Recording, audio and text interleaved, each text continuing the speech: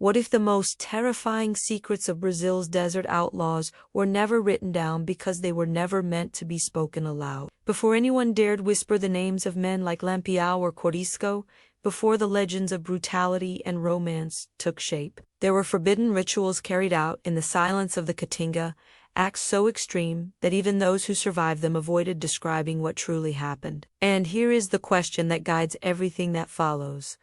What would drive a band of men and women to create rituals that blurred the line between discipline, superstition, punishment, and psychological domination in ways that went far beyond logical cruelty? To understand why these rituals existed, you have to first imagine the Sertão not as a landscape but as a pressure chamber. Heat that melts resolve, silence that amplifies fear, in a world where the law arrived late or never arrived at all. In this environment, trust was more valuable than ammunition, and loyalty had to be sealed in ways no outsider could break. That is why the early steps into a Cangaceiro band were never genteel. The moment a newcomer crossed the invisible threshold between civilian life and outlaw existence, he entered a psychological furnace designed to burn away hesitation. Every gesture was observed, every weakness catalogued, every sign of doubt interpreted as a future threat, and those who already lived within the group understood something outsiders often failed to grasp.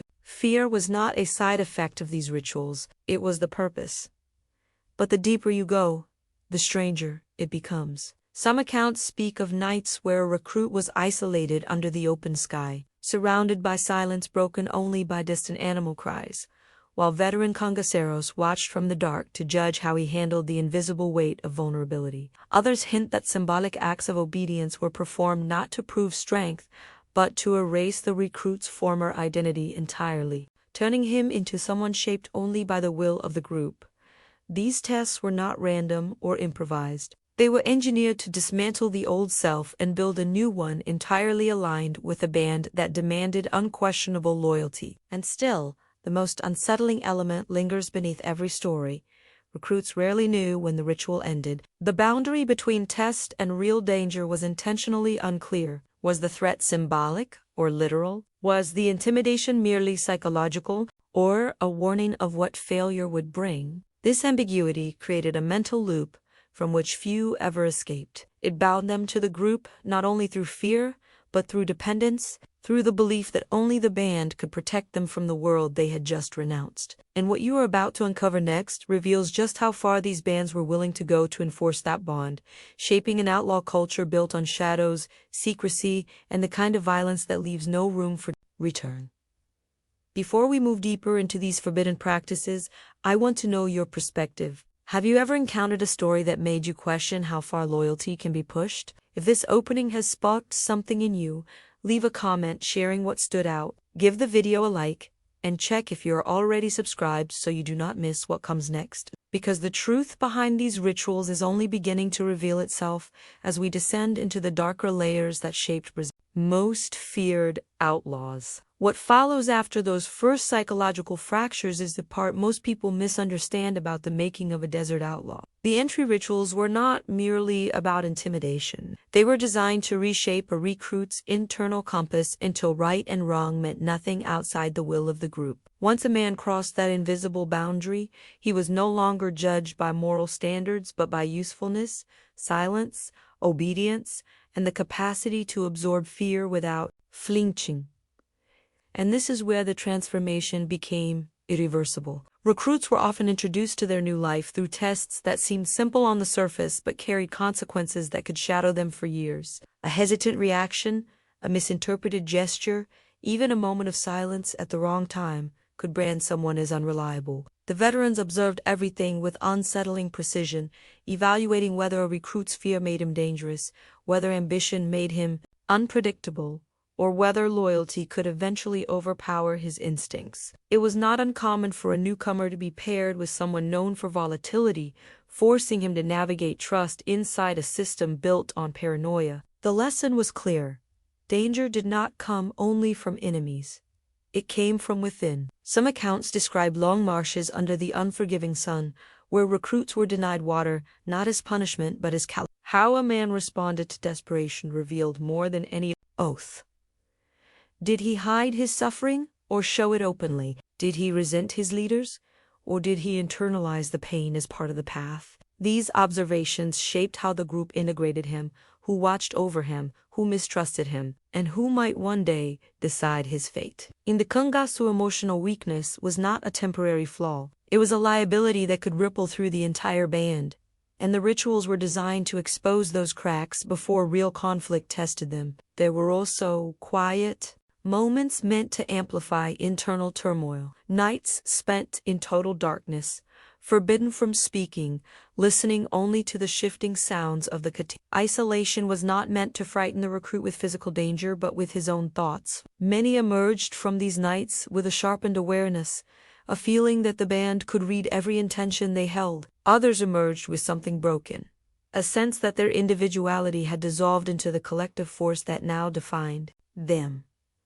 In both cases, the result served the same purpose: to reinforce that survival depended on total integration with the group's unwritten code. And yet, the most important transformation happened not through intimidation but through belonging. After the harshest tests, veterans often shifted abruptly into gestures of camaraderie, a shared meal, a story told quietly around a fire, a weapon cleaned together. These sudden moments of acceptance created disorienting emotional contrast. The recruit, already destabilized by fear, now found comfort in the very men who had pushed him to the edge. It forged a bond stronger than violence alone could ever achieve, binding him through gratitude, dependence, and a need to prove himself worthy of the group that had finally embraced him. But this was only the beginning. These early steps were preparation for rituals far more severe, structured around promises that could never be undone, where a single drop of blood could determine whether a man remained an ally, became a threat, or vanished into the unforgiving silence of the Sertão. And the next layer reveals why these forbidden commitments shaped the outlaw world more powerfully than any weapon they carried. What emerged after those early trials was a ritual that stood at the core of every desert outlaw band: the blood oath. More than a symbolic gesture, it functioned as a psychological contract designed to bind a man so tightly to the group that betrayal felt not only dangerous,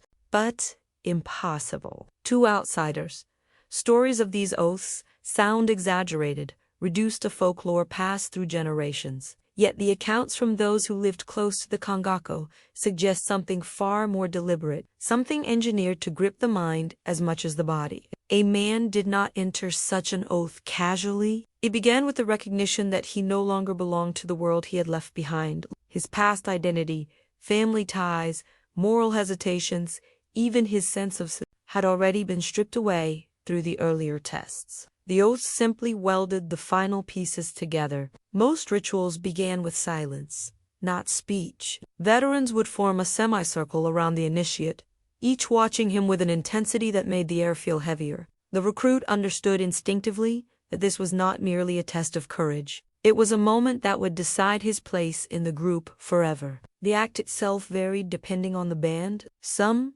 described a shallow cut across the forearm, a shared blade, and a whispered vow that no one outside the circle could ever hear. Others hinted at more elaborate forms involving symbolic offerings to the spirits believed to inhabit the caatinga, merging superstition with loyalty in a way that turned the pledge into something almost spiritual.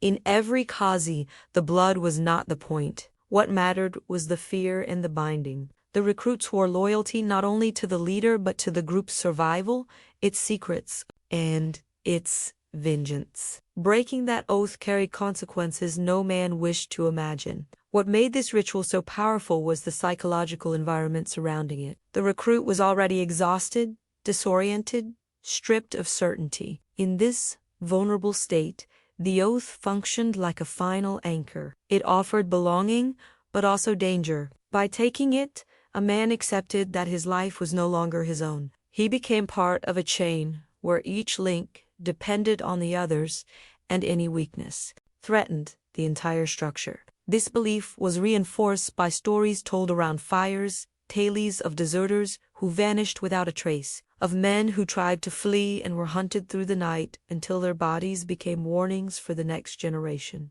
Whether all these stories were true mattered less than the fear they created. Even more unsettling were the unspoken rules tied to the oath. A man was expected to demonstrate loyalty not only through obedience, but through action. Sometimes that meant participating in punishments, sometimes guarding secrets he did not fully understand. Over time, the oath became less a moment and more a constant presence, shaping his decisions, his relationships, his sense of safety. The group watched for signs of wavering commitment, and the recruit learned quickly that hesitation could be interpreted as betrayal long before he ever intended it. And yet, beneath all this, there was a paradox.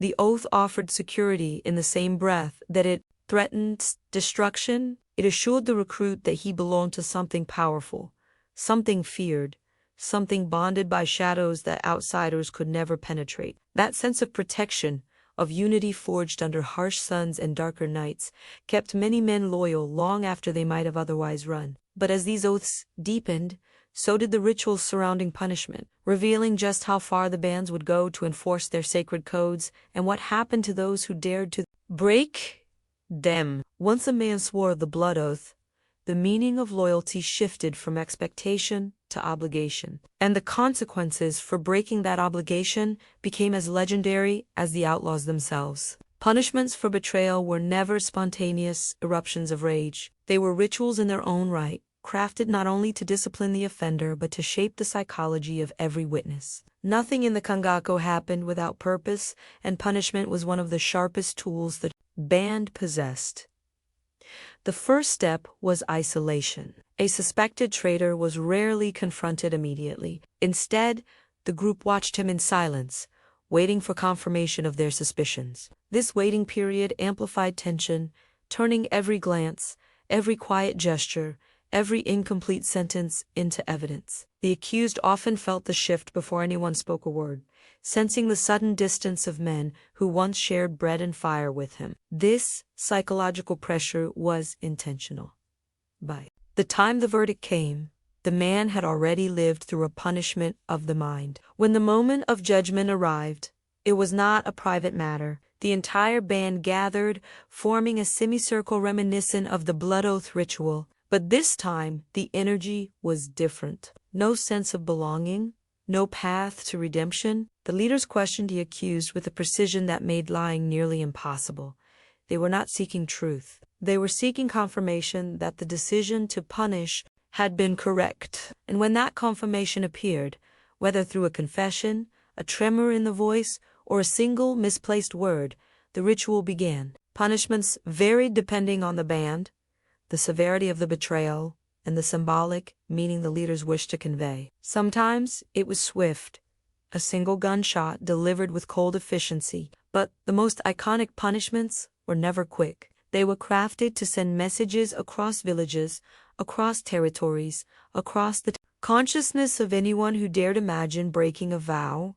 Mutilation was common, not out of sadism but strategy, removing ears, carving symbols into skin, even leaving the body posed in a specific way turned the traitor into a silent warning. The desert wind carried these stories far beyond the scene itself, magnifying the power of the ritual. Some forms of punishment were designed for psychological impact rather than physical destruction. There were accounts of outlaws marking a traitor but sparing his life, knowing he would become a living testament to the consequences of betrayal. Villagers who saw such a man understood instantly what he had done and what he had survived, and the shame was often worse than death. Such survivors rarely found refuge, for fear followed them like a shadow, and trust evaporated wherever they went. What made these rituals so effective was not the brutality but the symbolism. Each punishment reinforced the belief that loyalty to the band transcended fear, morality, and even survival.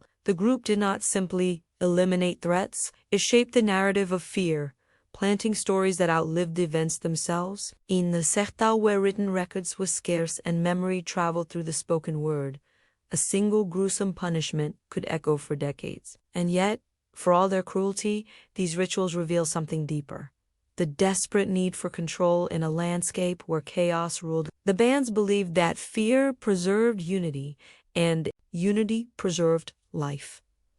To them, brutality was not excessive. It was necessary. The punishments left their mark on the landscape, but an even more calculated tactic emerged when the bands realized fear could travel farther than their footprints. Violence became a kind of theater, a performance designed not for the condemned but for the world watching from the shadows. Executions, displays, carved symbols, stage scenes, with bodies arranged in unnatural positions. Each act was crafted with intention, a macabre language that allowed the outlaws to speak without uttering a single word. This performative brutality became one of their most effective tools, shaping their reputation into something almost mythical. When a body was left exposed along a dusty road, it was never random. The placement mattered, the posture mattered, the timing mattered. Sometimes it happened at dawn, ensuring that farmers walking to their fields would be the first witnesses. Sometimes the band waited until a market day, knowing the crowd's reaction would ripple outward like shockwaves. These staged displays did not simply tell people what had happened. They taught people what could happen, and in a region where fear spread faster than ink, the message always found its target. What made these scenes so powerful was their ability to merge fact with imagination. A mutilated corpse might suggest an execution, but the details encouraged speculation. Was the man a spy? Did he betray the band? Did he refuse to pay a debt? The lack of clarity was intentional. The ambiguity gave villagers room to invent explanations far more terrifying than the truth. And once fear took root, it required no maintenance. Rumors grew organically, adapting themselves to the anxieties of each town. Before long, even a simple symbol carved into a tree could cause entire communities to retreat indoors before sunset. Some accounts describe outlaws leaving objects near a body: a hat with slashes across it, a torn piece of cloth tied to a branch, a matchbox placed on the chest. These items were not accidents. They were elements of a visual code understood only by those who had lived long enough to interpret them. Outsiders might see randomness, but locals recognized patterns. A slashed hat meant betrayal. A cloth tied to a branch meant a warning to a specific family. A matchbox meant fire for those who resisted. This symbolic language allowed messages to circulate without the band ever reappearing. Without a single bullet fired, the theater of violence also served an internal function. Younger recruits watched how veterans constructed these scenes, learning the importance of intention behind every action. They began to understand that brutality alone did not build a reputation. Controlled brutality, deliberate brutality, did. Over time, this transformed into a craft passed from one generation of outlaws to the next, each adding new layers of meaning. The result was a culture where even death became a strategic instrument, where terror could be cultivated like a crop. And yet, beneath the spectacle, a deeper truth lingered. These displays reflected a world where survival required psychological dominance as much as physical strength. Every staged body, every symbol carved into bark, every silent message left behind served the same purpose: to control the narrative before anyone else could shape it. In a land where the state often failed to impose order, the bands filled the vacuum with their own system of visual justice, rewriting the rules of fear itself. But the next layer reveals a surprising twist. Not all rituals were rooted in cruelty. Some emerged from distorted spirituality, where faith, superstition, and desperation fused into practices that blurred the line between blessing and curse, protection and obsession. And it is in those shadows where belief becomes a weapon that the outlaws' world turns even darker. If brutality served as the outlaws' public language, then distorted faith became their private shield, a set of rituals that blurred the boundaries between devotion and survival. In the Sertão, where the horizon stretched endlessly and death felt like a constant companion, spirituality was not a distant doctrine. It was a living force, something men carried with them, like a weapon strapped to the waist. But in the hands of the Cangaceiros, faith transformed into something far more complex, shaped by fear, folklore, desperation, and sense of destiny forged under the scorching sun. Many outlaws believed the caatinga itself housed unseen spirits, guardians, or predators, depending on how one behaved. Some swore they could hear whispers in the wind before an ambush. Others carried small wooden crosses, medals of saints, or amulets wrapped in cloth, each one blessed in rituals that twisted traditional Catholic practices into something darker. These objects were not mere accessories. They were considered essential protection, infused with meaning through nights of chanting, silent offerings, or symbolic gestures performed in near darkness. A medal might be dipped in blood to strengthen its power. A prayer might be spoken in reverse to ward off betrayal. A cross might be buried temporarily in the dirt before battle to absorb the land's resilience. None of these acts appear in official records, but oral histories hint at patterns too consistent to ignore.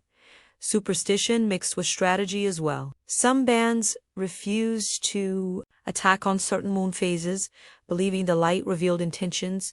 Others considered particular birds as omens. A sudden cry at dawn could delay a raid for hours. These beliefs created a rhythm that outsiders interpreted as unpredictability, but internally it served as a psychological anchor. Every ritual, no matter how small, gave the group a shared foundation of meaning, a sense that fate walked beside them even when the law hunted them relentlessly. More unsettling were the penitential acts performed before major confrontations. Veterans sometimes carved small marks into their own skin, believing sacrifice sharpened their luck or appeased forces they could not name. Some placed offerings at hidden locations, a strip of cloth, a coin, a drop of liquor meant to honor spirits said to wander the desert. Whether these entities were ghosts of the past or inventions born from exhaustion and fear scarcely mattered. What mattered was the effect, a heightened sense of purpose, unity, and invincibility. Even leaders participated in these rituals, often with greater intensity. Lampiao himself was said to have carried blessed objects sewn into his clothing, some given by priests, others by folk healers or mystics who believed he was protected by a force beyond human understanding. Stories describe him consulting spiritual advisors, seeking predictions about battles, alliances, and betrayals. Whether these accounts are fully true or partially mythologized, they reveal how deeply intertwined outlaw life became with ideas of destiny and divine sanction. But within this devotion lurked a dangerous paradox. The same rituals that promised protection also fueled a willingness to embrace extreme violence. If a man believed his path was guided by supernatural forces, then doubt disappeared.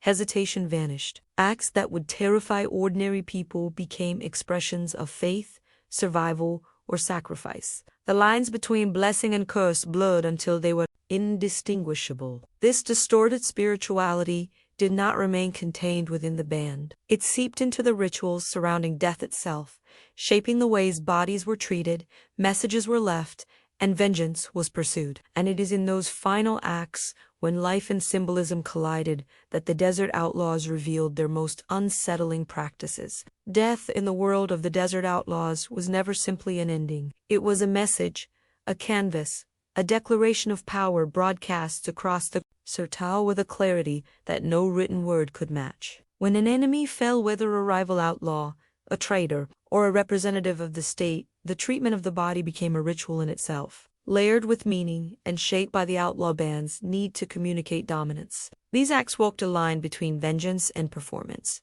revealing a worldview where the dead still had a role to play. Bodies were rarely left untouched. Sometimes they were posed in striking positions, almost theatrical, facing the direction of a town the band wanted to intimidate. Other times, limbs were arranged with specific intent, forming symbols recognizable only to those who understood the outlaw lexicon. A severed hand placed on a chest could signal betrayal. A hat tilted over a missing eye could mark a man as an informant. Even the simple act of turning a body toward the rising sun carried meaning, warning enemies that dawn brought not hope but reckoning. These rituals had a chilling, psychological purpose. Locals who discovered the aftermath were forced into silent participation. They had to interpret the message, internalize the warning, and carry it like a burden into their daily lives. In many ways, the body became a storyteller, recounting threats and promises long after the outlaw band had vanished into the brush. Fear spread faster than any physical pursuit.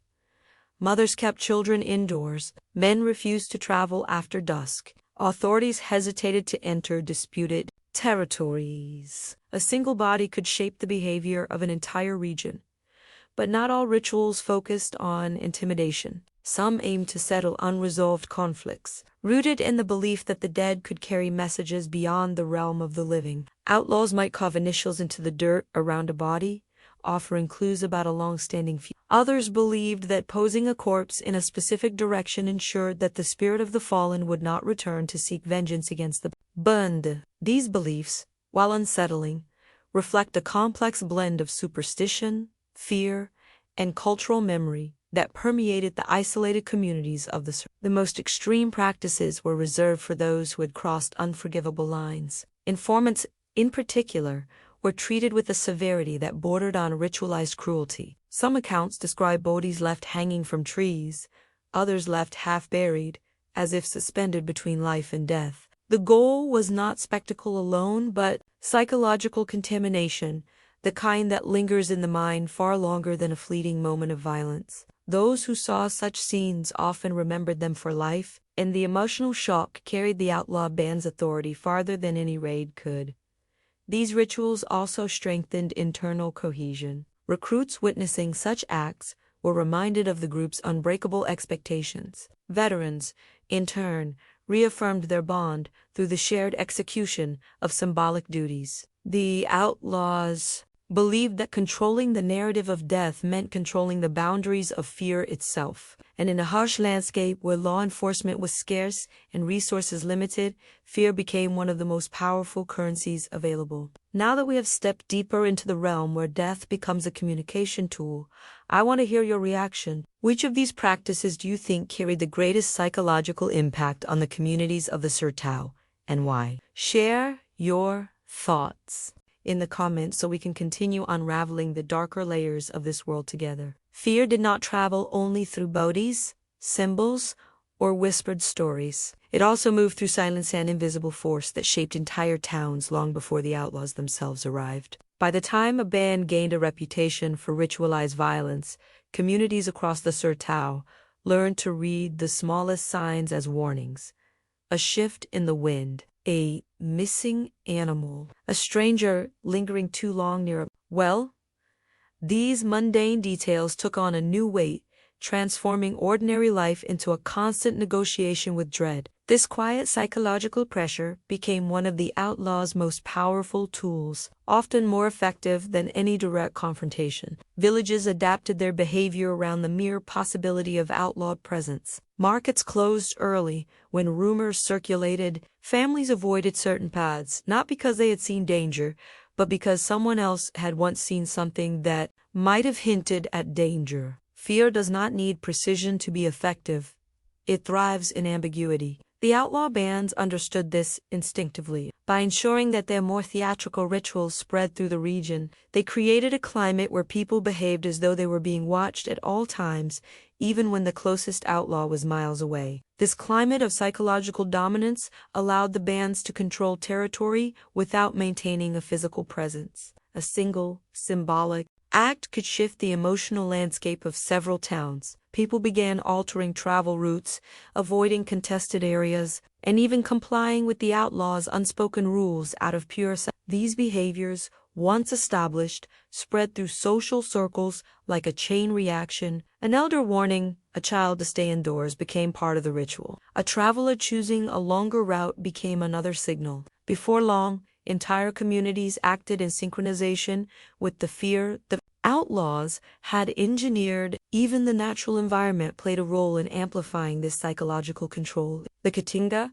with its thorned brush and harsh terrain, created a sense of isolation that made rumors feel more real. Sounds carried unpredictably across the dry landscape. Hooves, gunshots, or even human voices could echo in ways that distorted distance. This unpredictability made it nearly impossible for locals to determine how close danger truly was. Uncertainty became a shadow that followed them at all hours, heightening their sensitivity to every sign, every story, every fragment of information. The outlaws did not have to enforce this system actively. The community sustained it for them. Parents taught fear to their children. Merchants warned travelers. Travelers told stories in the next town. Each retelling added a new layer of detail, sometimes true, often embellished, always reinforcing the outlaw band's authority. The fear took on a life of its own, operating independently from the individuals who had originally inspired it. This was the true power of their psychological influence. Once it rooted itself in the collective consciousness, it required no maintenance. Interestingly, this same dynamic also protected the outlaws from exposure. Locals who might have been willing to report them to authorities chose instead to remain silent. The potential repercussions, real or imagined, outweighed any sense of civic duty. When silence becomes a form of survival, it also becomes complicity. Without intending to, communities became part of the outlaw ecosystem, participating in a network of behaviors that shielded the bands from capture. This ecosystem of fear, silence, and psychological control created the perfect stage for the rituals that blurred the line between myth and reality. And it is within this blurry space, where stories grow larger than the men who inspired them, that the boundaries between truth and legend become nearly impossible to separate. As fear spread and silence hardened into habit, the stories surrounding the outlaws began to evolve, taking on lives far beyond the events that originally inspired them. In the Sertão, where written records were rare and memory traveled through conversation, a single account could transform into a dozen variations within months. Legends blended with facts, contradictions accumulated, and soon even those who lived closest to the violence struggled to distinguish truth from invention. This blurring was not accidental. It was part of the outlawed ecosystem, a natural consequence of fear interacting with imagination. Some tales painted certain band leaders as supernatural figures immune to bullets, protected by amulets or divine intervention. Others described rituals that bordered on the fantastical ceremonies performed under moonlight, symbols drawn across the earth that could curse enemies or shield the band from harm. Whether these stories were exaggerations or reflections of distorted spiritual practices scarcely mattered. What mattered was the psychological effect. A foe who might or might not be protected by forces beyond comprehension became infinitely more daunting. Even official records contributed to the confusion. Police reports often relied on second-hand testimony from terrified villagers, and the lack of consistent details created a patchwork of interpretations. Some officers embellished events to magnify their own bravery or justify their failures. Others downplayed violence to avoid public panic or political embarrassment. These conflicting narratives reinforced the sense that truth was elusive, hidden beneath layers of bias, fear, and survival instinct. Historians attempting to document the Cangaceiros often encountered a frustrating challenge. Different witnesses described the same event with entirely different emotional tones. One villager might recall brutality in vivid detail, while another claimed the band behaved almost respectfully. These contradictions reveal an important truth about collective memory. Trauma reshapes stories, sometimes amplifying details, sometimes erasing them. Over time, what survives are not precise accounts but impressions, shadows cast by experiences that defy clear articulation. The outlaws themselves encouraged this ambiguity. They understood that mystery amplified power. A reputation built solely on violence could be challenged by greater violence, but a reputation infused with the supernatural, the unexplainable, or the morally ambiguous was far harder to confront. The more contradictory the stories became, the safer the band grew. No single narrative could define them, and no predictable pattern allowed enemies to anticipate their actions. Their mythological aura served as armor more effectively than any physical barrier. This blending of myth and reality also shaped how future generations interpreted the outlaw world. Filmmakers, writers, and musicians drew upon fragments of truth, filling the gaps with dramatic embellishments. Oral histories recorded decades later often reveal the same uncertainty, a mixture of childhood fear, adult reflection, and inherited folklore. Some versions portray the outlaws as ruthless predators. Others cast them as tragic figures shaped by poverty, injustice, and a brutal landscape that left little room for moral clarity. Yet beneath all the layers of distortion lies a persistent core.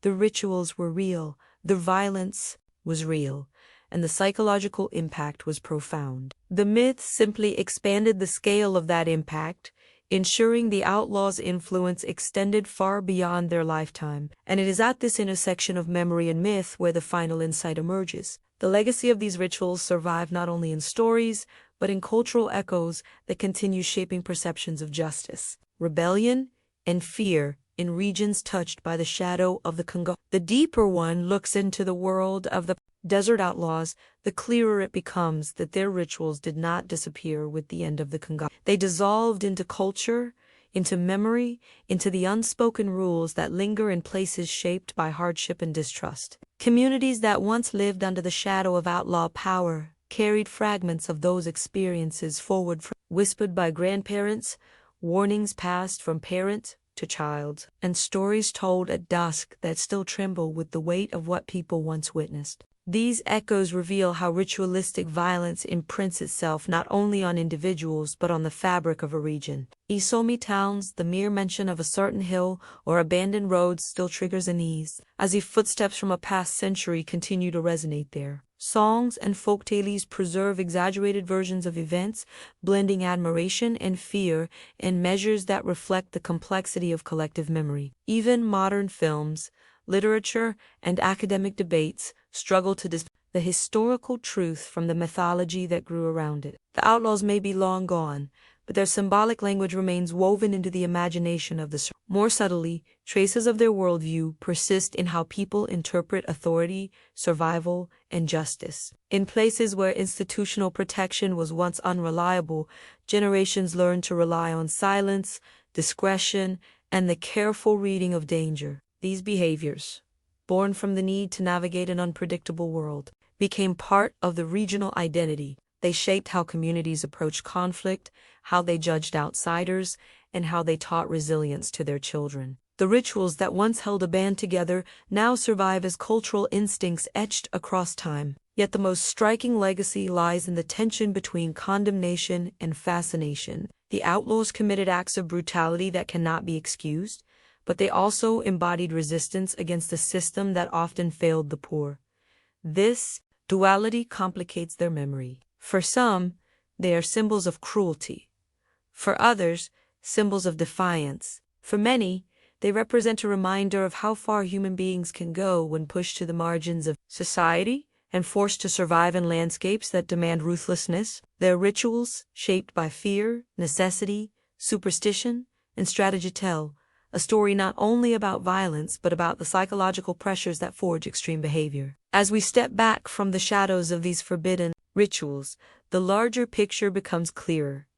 The Cangaceiros was not defined by weapons or battles alone. It was defined by codes that blurred the lines between life and death, faith and fear, justice and revenge. And those codes, though belonging to a specific time and place, continue to echo in ways that influence how the region tells its stories, remembers its trauma, and interprets its past. If you reached this far, it means this journey through the darker corners of Brazil's outlaw history resonated with you in some way. I would appreciate hearing what parts stayed with you the most, and if you feel it, leave a comment with the phrase, "This message stayed with me," so we can see how these stories connect across different perspectives. If the depth of this exploration brought you value, consider subscribing to the channel so we can continue uncovering the forgotten layers of history together, and give the video a like to help this conversation reach others who are drawn to these hidden narratives. And if you want to continue this journey, there is a video right here that expands on themes woven into this story. So feel free to click and follow me there as we keep unraveling the past one shadow at a time.